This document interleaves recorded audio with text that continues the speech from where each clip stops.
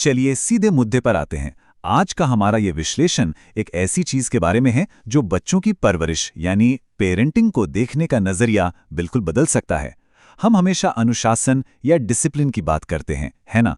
पर आज हम उससे कहीं आगे एक ऐसी जापानी कला की गहराई में जाएंगे जो सच में कमाल है। तो सबसे पहले एक सिचुएशन इमेजिन करते हैं। टोक्यो की एकदम खचाखच भरी हुई ट्रेन है। वहाँ एक छोटा बच्चा अचानक से जोर जोर से रोने लगता है, हाथ पैर मारने लगता है, एक टिपिकल टैंट्रम। लेकिन सबसे हैरान करने वाली बात क्या है? उसकी माँ बिल्कुल कुछ नहीं करती। कोई चीखना चिल्लाना नहीं, कोई डांट नहीं, और शांत कराने के लिए कोई रिश्वत या मोबाइल फोन भी नहीं। वो बस बहुत ही शांति से इंतजार करती है। आमतौर पर पश्चिमी दुनिया में ये देखकर लोग दंग रह जाते हैं। आखिर वो माँ इतनी शांत कैसे रह सकती है? अब देखने में ये किसी अलग ही कल्चर का जादू लग सकता है, पर ऐसा नहीं है। ये जो कमाल का इमोशनल कंट्रोल है ना, इसके पीछे सालों की गहरी साइंटिफिक रिसर्च है। हार्वर्ड और स्टैनफोर्ड जैसे टॉप इंस्टीट्यूशंस के रिसर्चर्स ने ये क्लियर कर दिया है कि जापानीज पेरेंटिंग का ये तरीका कोई रहस्य या सिर्फ एक कल्चरल चीज नहीं है। इसके पीछे एक प्रॉपर जांची परखी साइकोलॉजी काम करती है। तो आज के इस विश्लेषण में हम एग्जैक्टली यही समझने वाले हैं। सबसे पहले हम आत्म अनुशासन के इस राज को खोलेंगे, फिर हम 3 मुख्य कॉन्सेप्ट्स को समझेंगे: शित्सुके, मेमामारू और आमाए, यानी प्यार की वो नींव जो सब कुछ बदल देती है।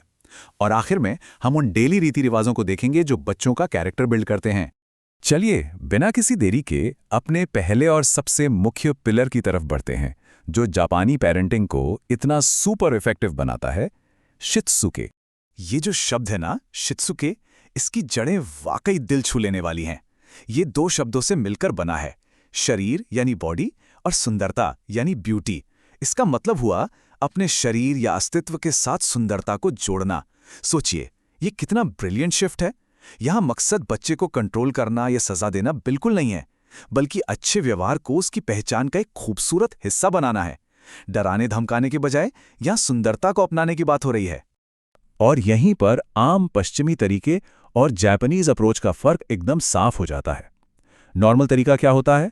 हम बुरे व्यवहार का इंतजार करते हैं और जैसे ही कुछ गलत होता है हम रिएक्ट करते हैं, डांटना, चिल्लाना या वीडियो गेम्स छीन लेना।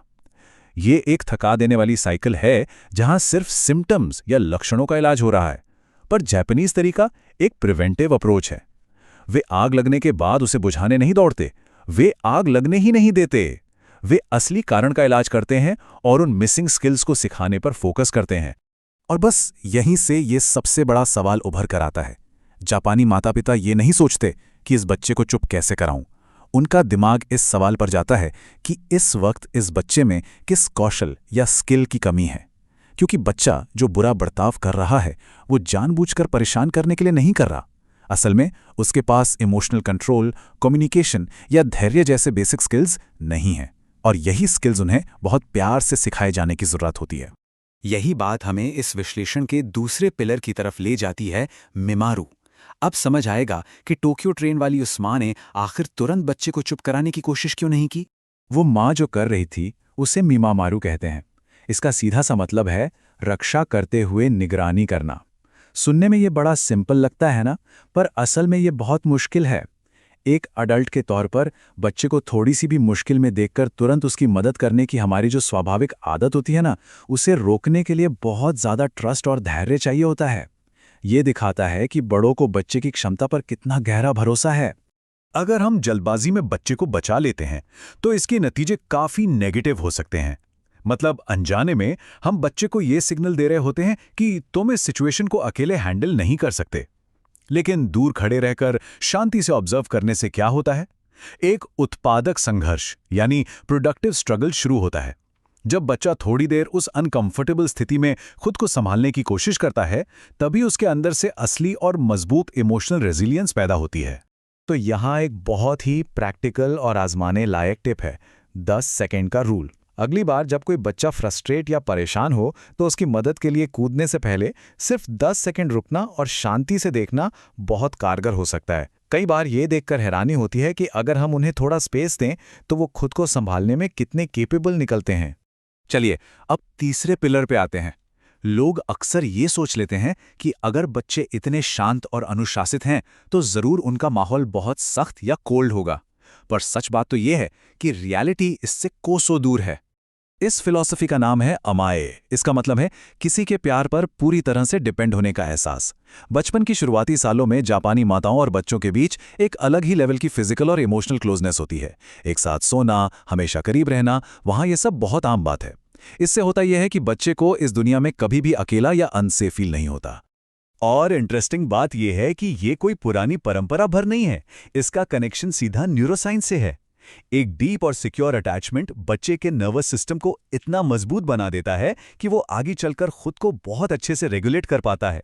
जब एक बच्चे को बिना शर्त प्यार मिलता है ना, तो उसके अंदर अपनी बाउंड्रीज चेक करने या अटेंशन पाने के लिए बदमाशी करने की जरूरत ही खत्म हो जाती है।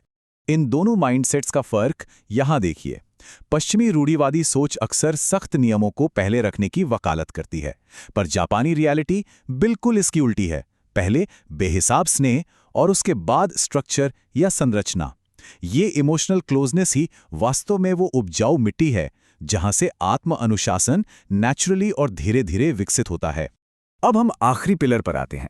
हमने प्यार और अनकंडीशनल कनेक्शन की बात कर ली, लेकिन जैसे जैसे बच्चे बड़े होते हैं, उनके अंदर धीरे धीरे आज़ादी और जिम्मेदारी को कैसे आकार दिया जाता है। ये एक ऐसा फैक्ट है जो किसी का भी ध्यान खींच ले। जापानीज बच्चे हर एक दिन अपने क्लासरूम की सफाई खुद करते हैं, लिटरली हर दिन। वहां कोई सफाई कर्मचारी नहीं होते और ना ही कोई अडल्ट उन्हें बार बार टोकता है।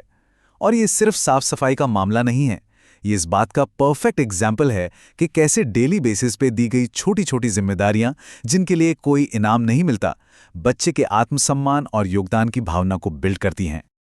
और यही एक बहुत बड़ा गेम चेंजर है। हम अक्सर रूल्स थोपते हैं और कहते हैं ऐसा करो क्योंकि मैंने कहा है। ये स्ट्रैटेजी बस आज्ञा पालन की डिमांड करती है। इसके बजाय जापानी अप्रोच फोकस करता है उनकी आइडेंटिटी यानी पहचान बनाने पर। जब वे कहते हैं हम ऐसे ही हैं, तो वे डेली रीति रिवाजों का इस्तेमाल करके एक जिम्मेदार और सक्षम इंसान को आकार दे रहे होते हैं। तो आखिर में इस पूरे विश्लेषण का सबसे प्रैक्टिकल हिस्सा क्या है? इसे आसानी से अप्लाई कैसे किया जा सकता है? बस 3 सिंपल स्टेप्स हैं। पहला, टेबल सेट करने या स्कूल बैग पैक करने जैसा कोई एक छोटा सा डेली टास्क चुनिए। दूसरा, इस टास्क को बिना किसी प्रेशर और बिना किसी इनाम के करना है। और तीसरा, इसे लगातार 3 हफ्ते का टाइम दीजिए। इस पूरी प्रोसेस के 3 बहुत ही शांत लेकिन बेहद पावरफुल इंग्रेडिएंट्स हैं: अपेक्षा यानी उम्मीद, विश्वास और दोहराव। जब एक ही चीज बिना किसी शोर शराबे के बार बार होती है, तो वही छोटे छोटे स्टेप्स समय के साथ धीरे धीरे बच्चे के व्यवहार को उनके स्थायी चरित्र में बदल देते हैं।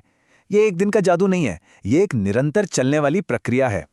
तो शित्सुके, मिमामारू और अमाए, इन सभी कमाल के सिद्धांतों को समझने के बाद हमारे सामने एक बहुत ही अहम सवाल आता है।